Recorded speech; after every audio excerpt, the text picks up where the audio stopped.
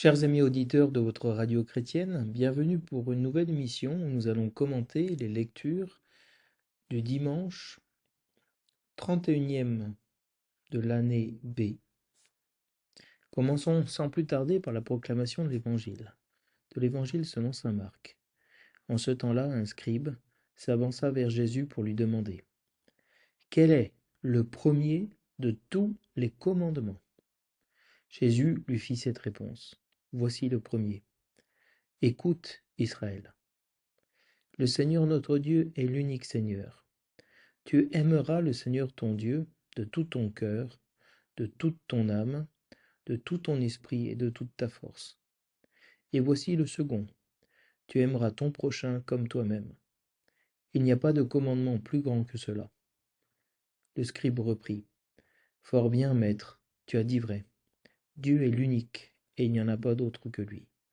L'aimer de tout son cœur, de toute son intelligence, de toute sa force, aimer son prochain comme soi-même, vaut mieux que toute offrande d'holocauste et de sacrifice. Jésus, voyant qu'il avait fait une remarque judicieuse, lui dit: Tu n'es pas loin du royaume de Dieu. Et personne n'osait plus l'interroger.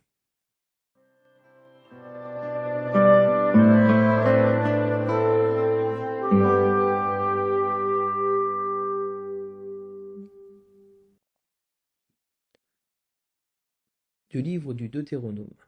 Moïse disait au peuple: Tu craindras le Seigneur ton Dieu tous les jours de ta vie, toi, ainsi que ton fils et le fils de ton fils. Tu observeras tous ces décrets et ces commandements que je te prescris aujourd'hui, et tu auras longue vie. Israël, tu écouteras, tu veilleras à mettre en pratique ce qui t'apportera bonheur et fécondité, dans un pays ruisselant de lait et de miel, comme te l'a dit le Seigneur, le Dieu de tes pères.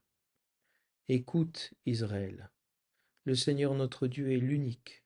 Tu aimeras le Seigneur ton Dieu de tout ton cœur, de toute ton âme et de toute ta force. Ces paroles que je te donne aujourd'hui resteront dans ton cœur.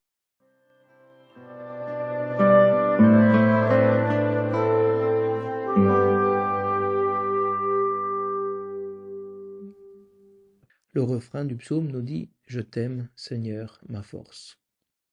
Je t'aime, Seigneur, ma force, Seigneur mon roc, ma forteresse, Dieu mon libérateur, le rocher qui m'abrite, mon bouclier, mon fort, mon arme de victoire. Louange à Dieu.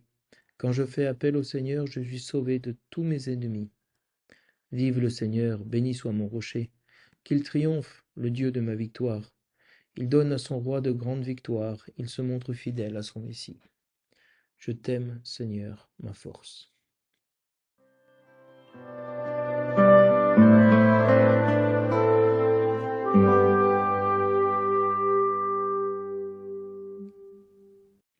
De l'Épître aux Hébreux. Frères, dans l'ancienne alliance, un grand nombre de prêtres se sont succédés parce que la mort les empêchait de rester en fonction.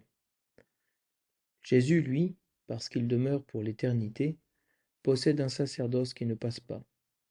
C'est pourquoi il est capable de sauver d'une manière définitive ceux qui par lui s'avancent vers Dieu, car il est toujours vivant pour intercéder en leur faveur. C'est bien le grand prêtre qu'il nous fallait, saint, innocent, immaculé.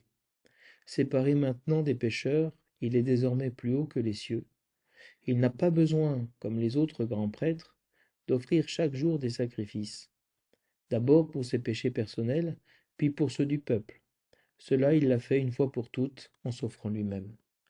La loi de Moïse établit comme grands prêtres des hommes remplis de faiblesse, mais la parole du serment divin, qui vient après la loi, établit comme grand prêtre le Fils, conduit pour l'éternité à sa perfection.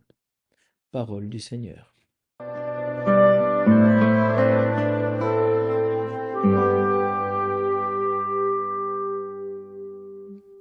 La parole de ce dimanche est sur l'amour.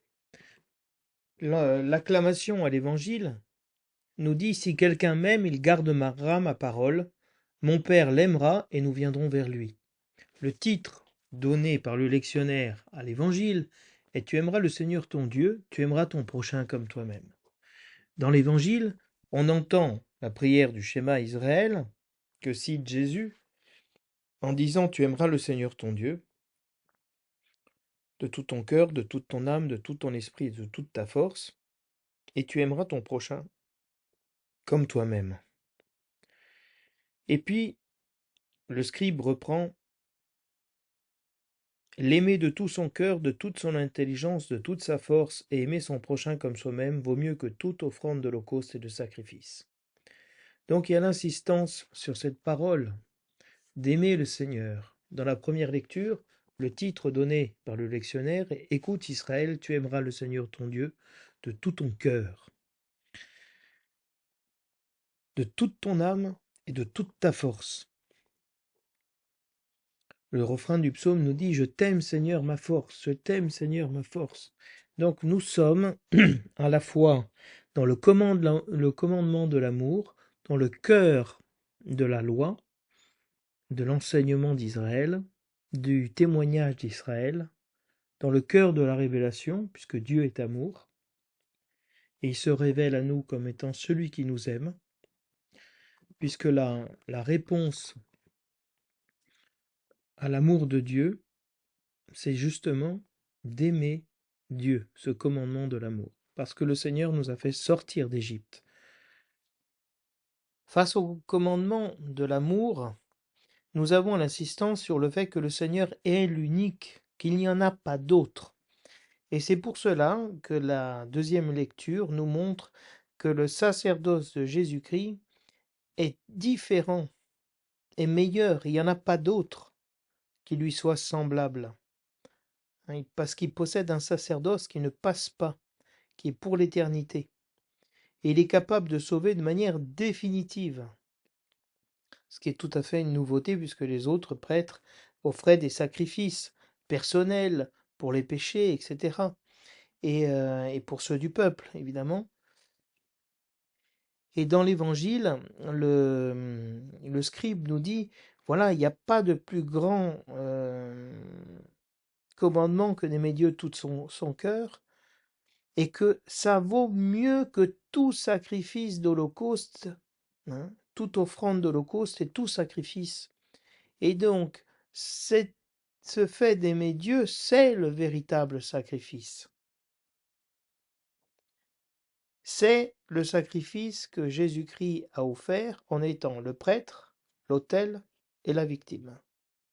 Dans la tradition de l'Église, les pères ont reconnu en Jésus-Christ le prêtre, l'autel et la victime pour nos péchés. Et donc, le véritable amour qu'on peut donner au Seigneur, le véritable culte, le culte spirituel, c'est de nous donner totalement au Seigneur.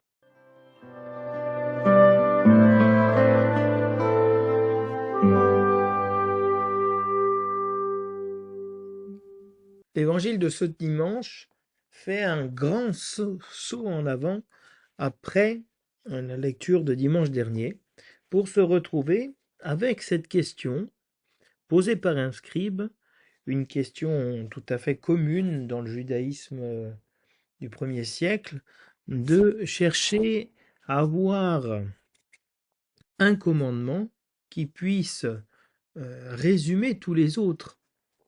C'est-à-dire un commandement qui est plus grand que les autres parce qu'il contient tous les autres.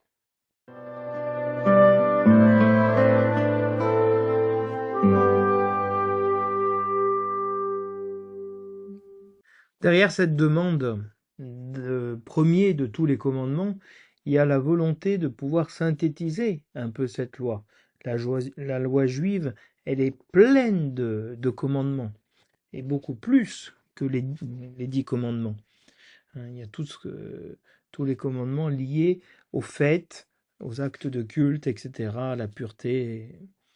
Et donc, ça devient beaucoup de choses. Quel est le critère principal qui va pouvoir guider toute l'interprétation de la loi et des commandements? Le Code de droit canon, qui est ce livre qui recueille tout le droit de l'Église et des chrétiens, se termine par un canon qui dit Suprema lex in ecclesiae salus animarum, que la loi suprême, plus importante de toute l'Église, c'est le salut des âmes. Donc elle donne une clé d'interprétation de tous les canons, de tous les commandements, de tous les textes de loi qui précèdent. C'est-à-dire elle donne l'esprit de la loi. C'est ce que demande le scribe, qui doit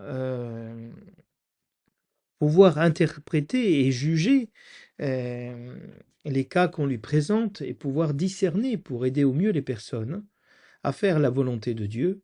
Il demande quel est le critère que lui, il doit assumer. Donc il va voir Jésus parce qu'il est conscient que c'est un maître en Israël. Et il ne lui pose pas ici un piège. Il lui demande vraiment, parmi tous les commandements, quel est le premier de tous. Et ce commandement, il est unique, il est le premier. Et Jésus va lui répondre que le Seigneur Dieu est l'unique. Dieu est l'unique. Et le premier commandement, c'est « Écoute Israël ». Donc le premier commandement est celui qui est lié à l'écoute. Le fait d'écouter le Seigneur et d'écouter combien le Seigneur nous aime, combien le Seigneur nous a aimés. Parce qu'un des commandements qui est fait pour le père de famille, c'est de raconter à ses enfants dans la nuit de Pâques comment le peuple était esclave en l'Égypte et comment le Seigneur l'a libéré, l'a sauvé. Et donc de pouvoir écouter le récit du salut, l'histoire du salut, que le Dieu d'Israël est un Dieu sauveur. De cette écoute, de cette connaissance de ce que Dieu a fait dans l'histoire, procède un second commandement, d'aimer le Seigneur, notre Dieu. Et de l'aimer de tout notre cœur. Le cœur, dans la Bible, n'est pas le lieu de l'affection, comme on voit des cœurs avec Cupidon, des flèches et tout ça. Ça, c'est les Grecs. Pour Israël, le cœur, c'est le lieu de la décision. Le cœur, c'est le lieu de la fidélité. De toute ton âme. En grec, c'est la psyché ici. De tout ton psychique, tes forces mentales, de tout ton esprit, de toute ton intelligence et de toute ta force. La force physique, les moyens. Et donc, ici, on se retrouve avec un schéma, qui est cette prière du schéma qui est reprise par Jésus-Christ, qui a 4 pieds. Normalement, elle n'en a que 3. Ici, elle en a 4. Elle rajoute à la psyché l'intelligence, le discernement, le nous, si vous voulez, qui est très cher aux Grecs. Et il rajoute un second. Parce que le fait de dire quel est le premier implique et laisse la possibilité à Jésus d'en rajouter un second. Et Jésus le rajoute. Tu aimeras ton prochain comme toi-même. Qui lui n'est plus tiré du Deutéronome au chapitre 6, donc ce texte du schéma Israël, que tout juif pieux était appelé à réciter tous les jours, le matin quand tu te lèves, quand tu es en chemin, le soir, de le raconter, le dire avec les enfants, etc. De l'enseigner. Ici, d'aimer son prochain comme soi-même. Aimer Dieu et aimer son prochain. Les 2 tables, si vous voulez, des 10 commandements. Il y a les commandements, quand on a eu le jeune homme riche, Jésus-Christ lui demande s'il a accompli les commandements. Le jeune homme riche dit oui, je les ai accomplis. Et Jésus-Christ ne lui cite que la table qui comporte l'amour du prochain. Et l'amour de Dieu, il l'omet. Et donc il y a ces 2 tables. D'aimer Dieu de tout son cœur, de ne pas se faire d'idole, et puis d'aimer son prochain comme soi-même. Tu honores ton père et ta mère, tu ne commettras pas d'adultère, etc. Et le scribe entend ce que dit Jésus. Il n'y a pas de commandement plus grand que ceux-là, que ces 2-là. Plus grand que ces deux commandements, que de ces 2 principes, il n'y en a pas. Donc tu dois fonder toute ton interprétation des commandements, de la parole de Dieu, des événements, selon l'amour du prochain et un amour de Dieu qui est total. Et le scribe reprend en disant fort bien, mais tu as dit vrai. C'est assez surprenant que celui qui se pose, qui est élève, dit tu es vraiment un bon maître, tu es fort, hein. Alors là, vraiment, bravo, hein. Il le félicite, il l'encourage. Et quelque part, il lui dit, il se met un peu au-dessus, il le juge en disant tu es très bien, bravo. Tu dis vrai, Dieu est l'unique. Mais il n'y en a pas d'autre que lui. Et donc, aimer Dieu, c'est la garantie de ne pas aimer des choses qui ne sont pas Dieu. Et le prochain n'est pas Dieu, mais il est créé à l'image et à la ressemblance de Dieu. Et le scribe reprend ce que vient de dire Jésus en disant l'aimer de tout son cœur, de toute son intelligence et de toute sa force. Hein. Ici, derrière intelligence, il y a psyché. Et donc il y a eu l'omission de l'intelligence, du raisonnement, du discernement. Ça vaut mieux que toute offrande d'holocauste et de sacrifice.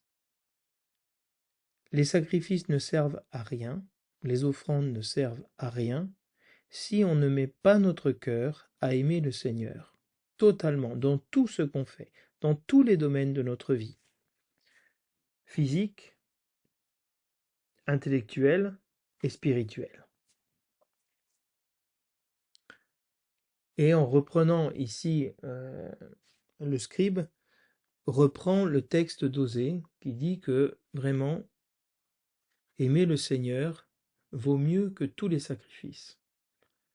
Et Jésus lui-même surenchérit en disant « Tu as bien dit, tu as fait une remarque judicieuse. Bien, tu n'es pas loin du royaume de cieux. » Et personne n'interroge plus Jésus à ce sujet, parce qu'ils ont eu une réponse claire. Et donc on a à ce moment-là un homme qui cherche la vérité, qui interroge Jésus-Christ, qui lui donne la vérité, et qui va un peu plus loin que ce que dit Jésus-Christ. Il dit vraiment, ce que tu viens de dire, c'est l'essentiel, le reste ne sert à rien. Alors Jésus-Christ lui dit, tu n'es pas loin du royaume des dieux, tu es proche. Qu'est-ce qu'il manque? De passer du connaître, du savoir, à l'amour. Et donc, il est proche de Jésus-Christ, mais il rentre pas encore dans le royaume de Dieu parce qu'il n'aime pas encore Jésus-Christ. Il le connaît comme maître, mais il ne le connaît pas encore comme Dieu. Et donc, ce qui nous permet d'aimer Dieu, c'est justement que lui seul nous sauve, et nous sauve de tout. Pour ça, dans le livre du Deutéronome, alors que le peuple est en train de passer dans la terre promise, Moïse lui redonne la loi. Hein. C'est la Deutéronome, ça veut dire Deutéronomos, la seconde loi. Parce que le peuple a entendu les 10 commandements au jour du Sinaï dans l'Exode, mais la génération est morte dans le désert. Donc Moïse va leur redonner une seconde fois la loi aux enfants qui ne l'ont pas entendu. Et c'est pour ça qu'avant d'entrer dans la terre promise, et donc en étant proche du royaume des cieux, en étant proche de la terre promise, il donne ce commandement de craindre, d'avoir foi dans le Seigneur, ton Dieu, le Seigneur ton Dieu qui t'a fait sortir d'Égypte. Et il y a derrière ce fait que le Seigneur soit l'unique et soit le seul qui sauve, c'est pour ça qu'on peut l'aimer, lui, de tout notre cœur. Et le texte ici dira tous les jours de ta vie. Tous les jours de ta vie. Et tous tes enfants, ton fils et le fils de ton fils. Donc toute ta génération, ta descendance. Tu observeras ces décrets et ces commandements que je te prescris aujourd'hui. Derrière l'observance des décrets, des commandements de Dieu, il y a une récompense. Tu auras longue vie, tu auras la vie. Et de fait, le commandement auquel est attachée une récompense d'avoir la vie, c'est honore ton père et ta mère, et tu fais cela et tu vivras. Parce que de Dieu vient la vie, et Dieu nous a donné la vie à travers nos parents. Donc ici, le fait de craindre le Seigneur et d'honorer le Seigneur tous les jours de notre vie et de le transmettre à nos enfants nous donnera une longue vie. Et Moïse invite le peuple à écouter et à veiller, être attentif à mettre en pratique, d'appliquer vraiment ce commandement, de craindre le Seigneur, d'avoir foi en lui. Parce que le fait d'écouter le Seigneur donne le bonheur et donne de porter du fruit. Le bonheur, c'est de connaître le Seigneur. Porter du fruit, c'est rencontrer l'auteur de la vie. Et le Seigneur donnera ce bonheur et cette fécondité dans un pays ruisselant de lait et de miel. Véritablement, il y a un lieu dans lequel on peut goûter l'amour de Dieu pour nous et l'amour entre les frères. Et c'est une promesse que le Seigneur a faite, que nous pourrons nous aimer et nous pourrons l'aimer lui. Pour ça, Moïse répète: écoute Israël, écoute. Ça ne veut pas dire entends. Entre entendre et écouter, il y a une différence. On peut entendre et ne faire ce qu'on veut. On peut écouter et obéir à la parole de Dieu, croire dans la parole de Dieu, lui faire confiance. Le Seigneur notre Dieu est l'unique, il n'y en a pas d'autre. Dieu s'est manifesté plus fort que les dieux de l'Égypte, qui n'ont rien pu faire face à la puissance du Dieu d'Israël. Pharaon, qui était l'incarnation de Dieu sur la terre, a été vaincu. Et donc il n'y a pas d'autre Dieu que celui d'Israël. Et alors, pour cela, tu aimeras le Seigneur de tout ton cœur, de toute ton âme et de toute ta force. Comme c'est l'unique Seigneur, il n'y a pas une multitude de dieux, tu ne dois pas donner un peu ton amour à l'un, un peu ton amour à l'autre et au suivant, et ainsi de suite. Non, il n'y en a qu'un, et à lui seul tu voueras un culte. Lui seul tu donneras toute ta vie. Tu décideras de le suivre, tu lui donneras toutes tes décisions. Tu lui donneras toutes tes pensées et toute ton action, qui est symbolisée dans les forces. Et à l'époque, les scribes écrivaient sur une tablette d'argile qui était autour de leur cou. Et donc c'était, si vous voulez, une manière d'écrire et d'avoir sur le cœur les paroles qu'on écrivait, sur la poitrine. Et donc le Deutéronome termine en disant: ces paroles que je te donne aujourd'hui resteront dans ton cœur. Tu les graveras non plus sur la tablette d'argile qui est sur ton cœur, mais dans ton cœur.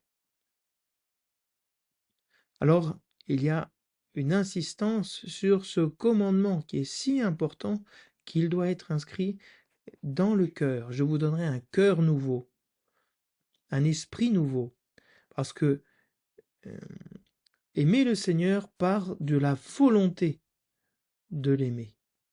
Ce n'est pas un sentiment, c'est une expérience d'avoir vu le Seigneur nous sauver. Pour ça, avec le psaume, on peut dire: je t'aime, Seigneur, ma force. Il est notre force et notre forteresse, notre roc, parce que c'est lui qui nous libère. C'est lui qui nous protège, comme un rocher, hein, comme un bouclier. C'est lui qui nous donne la victoire, qui a donné notre victoire, la victoire pour nous, contre nos ennemis, contre Pharaon et son armée, contre les peuples qui habitaient la terre promise. C'est lui qui nous sauve de nos ennemis. C'est lui qui donne la victoire. Et au roi, il va donner de grandes victoires. Et donc, si vous voulez, cette insistance, cet amour de Dieu, il vient comme réponse à l'agir de Dieu dans notre vie. Alors, dans l'Épître aux Hébreux, l'auteur nous parle de l'Ancienne Alliance, où il y avait beaucoup de prêtres qui devaient exercer des sacrifices. Et les grands prêtres se succédaient les uns après les autres, dès qu'il y en avait un qui mourait. Mais Jésus, lui, est mort et ressuscité. Lui, il est prêtre pour l'éternité, selon un sacerdoce nouveau, le sacerdoce de Melchisédek, qui ne prend pas fin, qui ne passe pas, parce que l'amour de Dieu ne passera pas. Tout passera, mais l'amour ne passera pas. Donc ce sacerdoce du Christ, il est fondé dans l'amour, dans le don. Et il est capable, lui, de nous sauver de manière définitive. Les sacrifices nous sauvaient d'année en année, pas une fois pour toutes. Alors que comme Jésus est ressuscité, il est toujours vivant, il peut intercéder toujours en notre faveur, de manière définitive, éternellement. Alors c'est bien le grand prêtre qu'il nous fallait. Il nous fallait un prêtre comme cela, un Dieu comme cela, qui soit saint, qui soit innocent, qui soit sans tache, qui soit séparé des pécheurs, qui n'ait plus l'influence de ce monde, mais qui soit maintenant libre auprès de Dieu d'intercéder pour nous et qui nous libère de tous ces sacrifices pour les péchés personnels, pour les péchés du peuple. Il a offert pour lui, une fois pour toutes, pour nous, il s'est offert lui-même une fois pour toutes pour nous, en victime, en sacrifice. Tous devaient faire de nombreux sacrifices, lui il n'en fait qu'un. Parce qu'il a aimé le Seigneur de tout son cœur, de toute son âme et de toutes ses forces. C'est pour ça que quand Jésus-Christ est crucifié, il est cloué des mains et des pieds, donc il a aimé Dieu de toutes ses forces. Il a aimé Dieu de tout son esprit, toute son intelligence, il est couronné d'épines, et Dieu a aimé de tout son cœur, de toute sa volonté. Et c'est pour ça qu'ils lui ont percé le côté. Donc Jésus-Christ a crucifié, a incarné le schéma Israël. Voilà comment se manifeste le schéma. Alors si nous sommes remplis de faiblesses, Dieu, lui, n'est pas rempli de faiblesses. Et c'est pour ça qu'il peut nous conduire tous à la perfection. Et qu'il nous conduit pour l'éternité à sa perfection. Donc, marcher derrière Jésus-Christ, prier ce grand prêtre de nous aider à faire la volonté du Père, c'est non seulement être proche du royaume de Dieu, mais entrer dans le royaume de Dieu. Le royaume de Dieu est déjà là. Et c'est Jésus-Christ, la personne de Jésus-Christ, qui est ce royaume pour nous. Alors, chers amis auditeurs, dans la pauvreté de cette émission, je vous souhaite un bon dimanche dans le Seigneur et je vous dis à la semaine prochaine.